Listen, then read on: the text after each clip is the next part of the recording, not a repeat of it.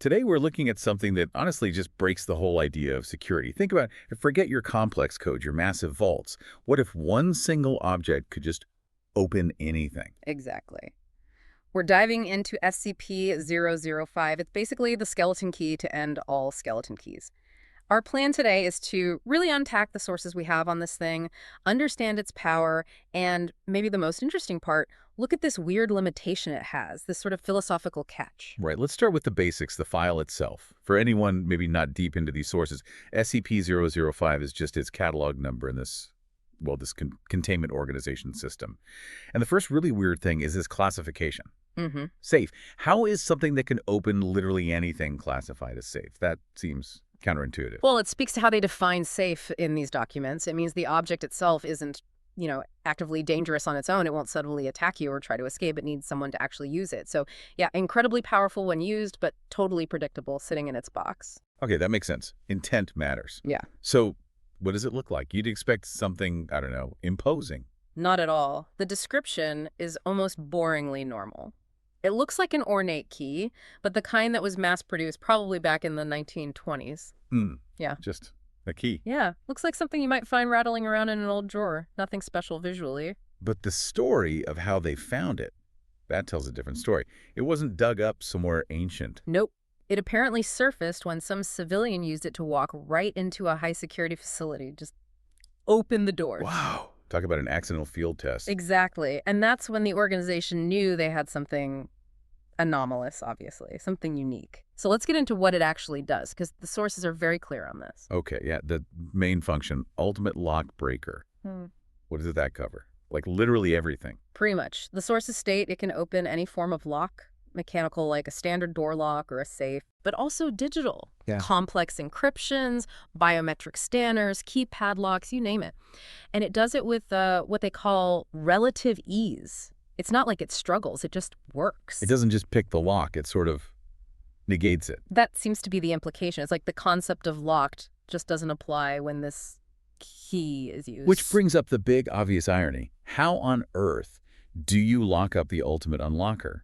If it beats all security, how do you contain it? Right, and that goes back to the safe classification, but really it leans entirely on human procedure, not physical barriers. Sure, it's in a secure facility, probably in a locked box, but the real security isn't the box's lock. It can open that. It's the rules around who can touch it. Exactly. It's bureaucracy. That's the containment. And we see that in the special containment procedures. Access is heavily restricted. Heavily. To even take SCP-005 out of its immediate storage, you need approval from at least one Level 4 personnel. And Level 4, for listeners, that's high up, right? Senior staff. Yeah, top tier, facility directors, senior researchers. We're talking serious sign-off needed just to move it. So they basically admit defeat on physical containment and rely solely on layers of human approval. Which tells you everything about how much faith they have in the key's ability versus any lock they could possibly design. It really does point to the human element being the actual vulnerability here. Always is, isn't it?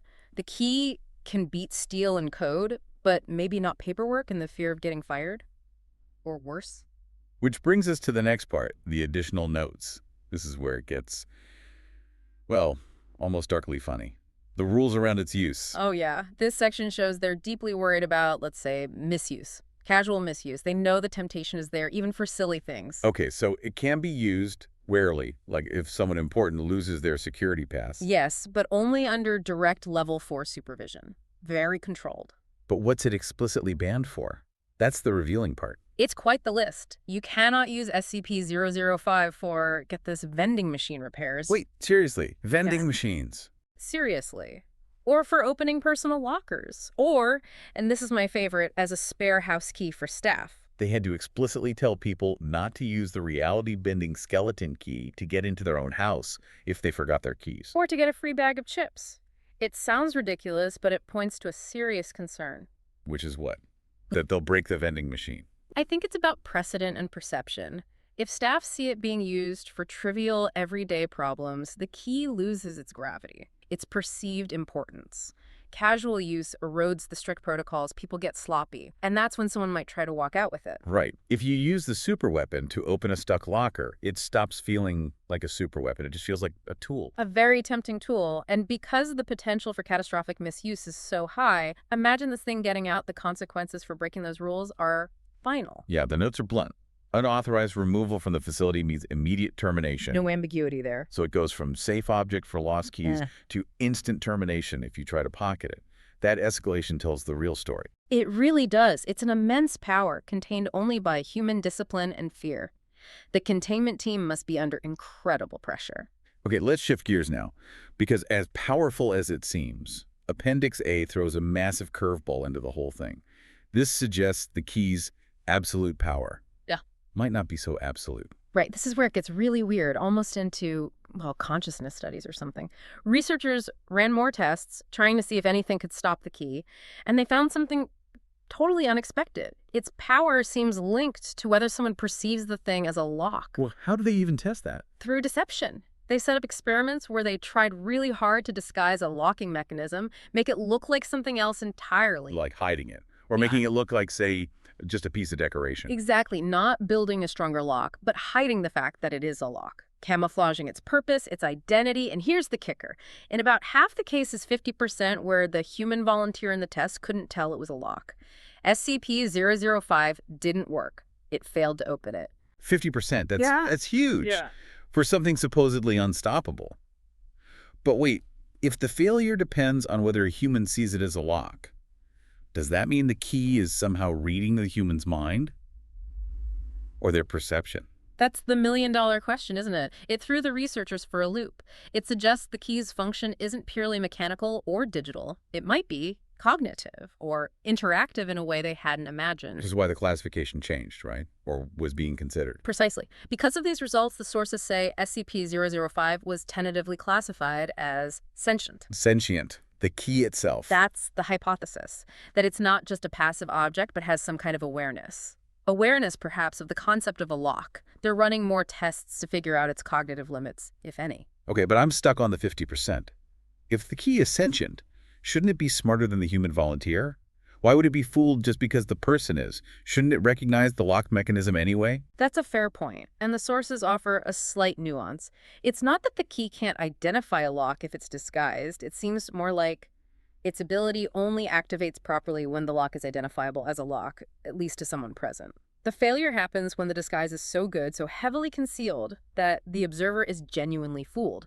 It's like the key needs that shared understanding, that recognition of this is a lock to work its magic. So the ultimate lockpick is defeated by playing dress-up with the lock, by confusing its identity. It seems that way. It links the object, the observer, and the concept of lock together. It's not just about physics anymore, it's about semantics almost. Is the key failing? Or is it deciding not to work because the target doesn't meet its internal definition of lock? We don't know, and that uncertainty is probably driving a lot of current research in those documents. Okay, let's try to pull this together. We've gone from a simple old key to sentient object theory. What's the main takeaway here? I think it's this. SCP-005 looks like an antique key, but it can bypass any lock, physical or digital. That's its core power. But, and this is the crucial part, that power isn't quite absolute. It can be disrupted about half the time if you can successfully disguise the lock so well that a person looking at it doesn't recognize it as a lock, which led to it being tentatively tagged as sentient. And connecting that to the bigger picture, its origin is a mystery, but its function completely messes with our understanding of security.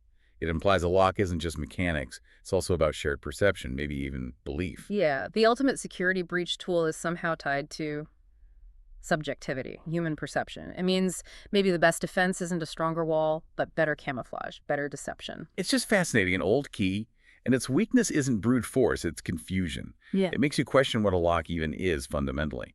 Is it the mechanism or the idea we attach to it? The most counterintuitive thing, you'd never expect it.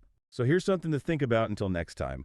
If SCP-005 struggles when a lock's purpose is hidden, when it's not recognized as a lock, could it be that the only truly secure lock isn't one made of impenetrable materials, but one that simply doesn't look like a lock at all? Is the ultimate security achieved not through strength, but through complete misdirection? Something to mull over.